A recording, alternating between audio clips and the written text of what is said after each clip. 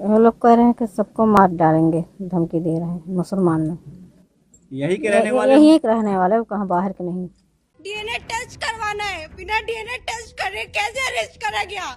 जब तक कोई प्रूफ नहीं मिलेगा तब तक कैसे अरेस्ट किया गया? डीएनए टेस्ट होना चाहिए, निष्पक्ष होके होना चाहिए, एक तरफा नहीं होना चाहिए सर। स्कूल में मेरे जो बॉयज मेरे से नजर नहीं मिलाते थे, आज वो मुझे सिर्फ मोहित का एनकाउंटर करवाओ वो नाम से डाल रहे हैं।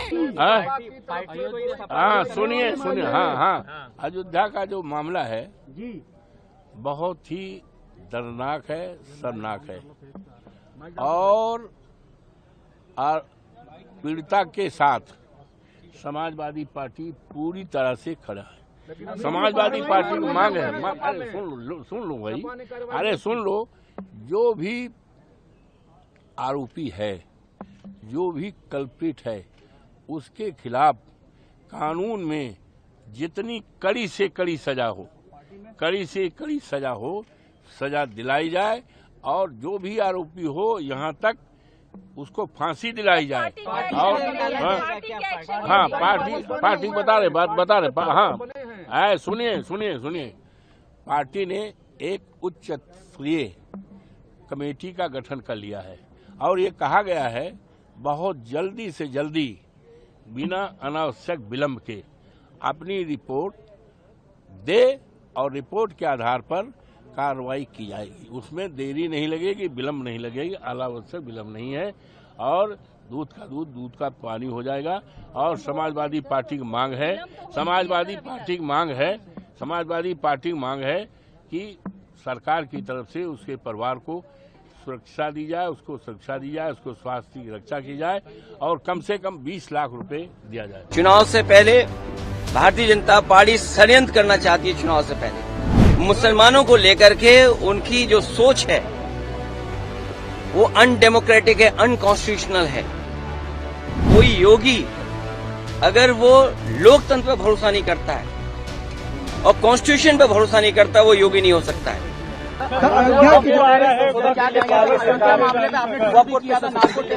देखिए मेरे पत्रकार साथियों, सच्चाई आप भी जानते हो।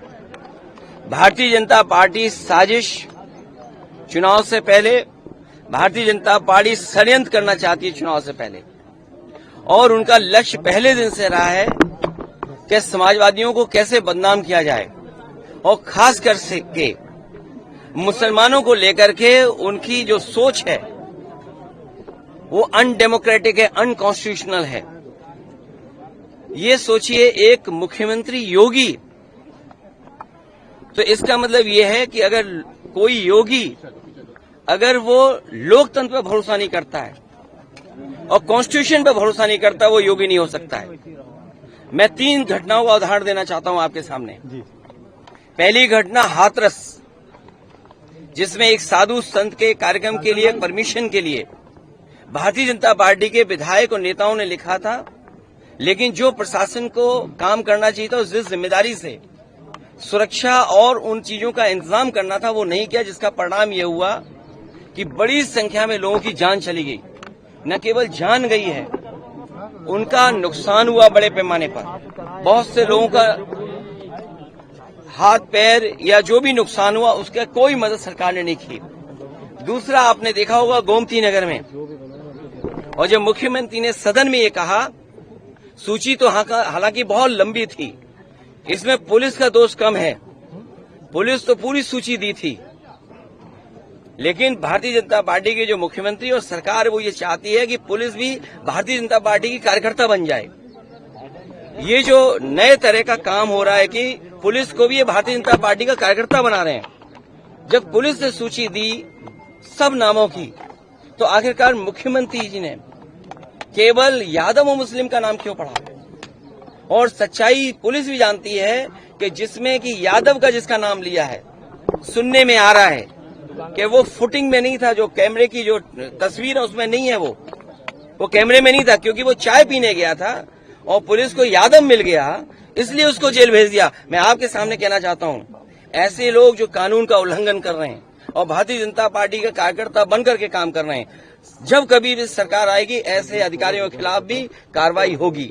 और तीसरा उदाहरण, अभी रुक जाइए, तीसरा उदाहरण अयोध्या का, जिसमें कोई पॉलिटिकल पार्टी, अगर समाजवादी पार्टी ये बात कहती है कि डीएनए टेस्ट होना चाहिए, कैसे मुख्यमंत्री हैं ये, इन्हें कौन राय दे रहा है? ये कानून किसका संशोधित है? ये इन्हीं का संशोधित कानून है 2023 का, जिसमें ये कहा गया है कि डीएनए टेस्ट होना चाहिए अगर 7 साल से ज्यादा किसी की सजा का कोई प्रावधान है तो क्या गलत मांगा? और उनके परिवार के लोग कह रहे हैं, और वहां भी पुलिस सच्चाई जानती है, हमारे पत्रकार साथी भी जानते हैं सच्चाई।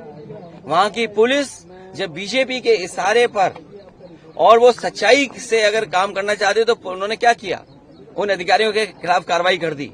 तमाम अधिकारी ऐसे हैं जो कह रहे हैं कि हमें तो नौकरी बचानी है, हम क्या करें? हम टेंशन में आ जाएं कि हम भी सर मार दें किसी आदमी के सर पे। आपने देखा नहीं बनारस में क्यूटो में क्या हुआ? अधिकारी पे इतना प्रेशर कि वो आकर के सर मार दिया उसके व्यापारी के। सोचिए आप, इसमें तमाम ऐसे लोग हैं, आप अकेले में बात करना कितने प्रेशर में जीवन जी रहे हैं।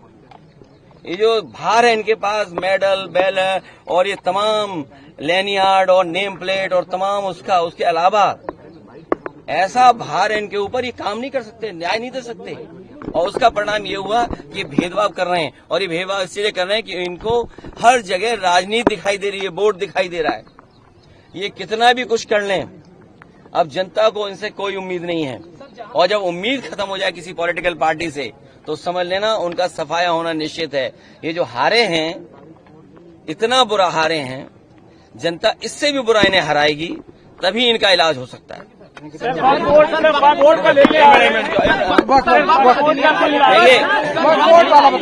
देखिए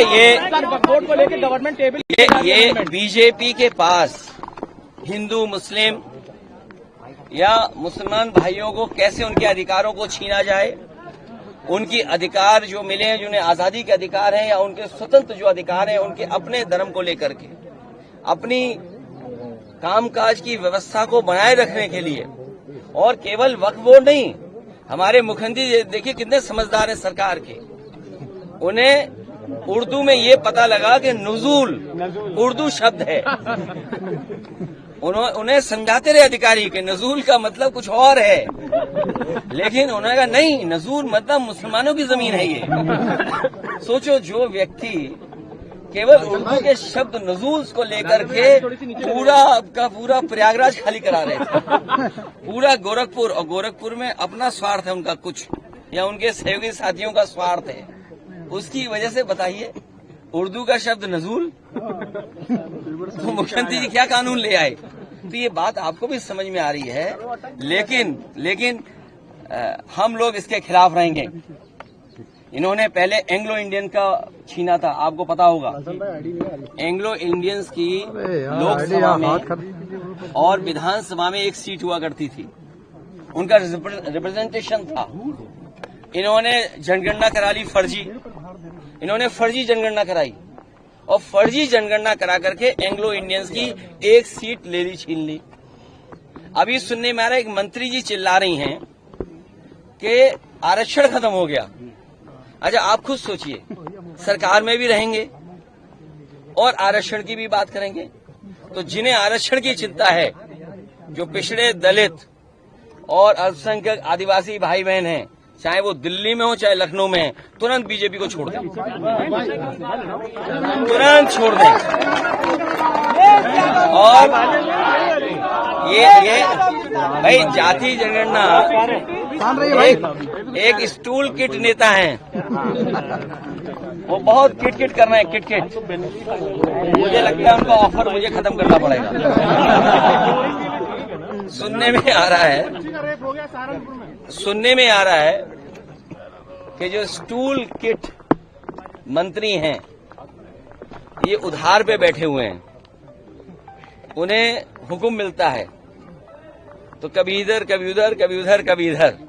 कम से कम इन्हें कास्ट सेंसस की बात करनी चाहिए, जाति जनगणना की बात करनी चाहिए, और जो आरक्षण खत्म हो रहा है उसके बारे में बात करना चाहिए। हमारा जो साथी कह रहा है, सहारनपुर में जिस तरह की घटना हुई है, पीलीभीत में एक महिला खेत पे गई, उसके साथ गलत घटना हुई। आज सुनने में आ रहा है अयोध्या में भी घटना हुई और कन्नौज की मैं बता दूं, एक दलित समाज की बेटी, उसके साथ जो घटना हुई और पुलिस और बीजेपी के लोगों ने मिलकर के एक झूठी कहानी बनाई, उसे पेड़ पे लटका करके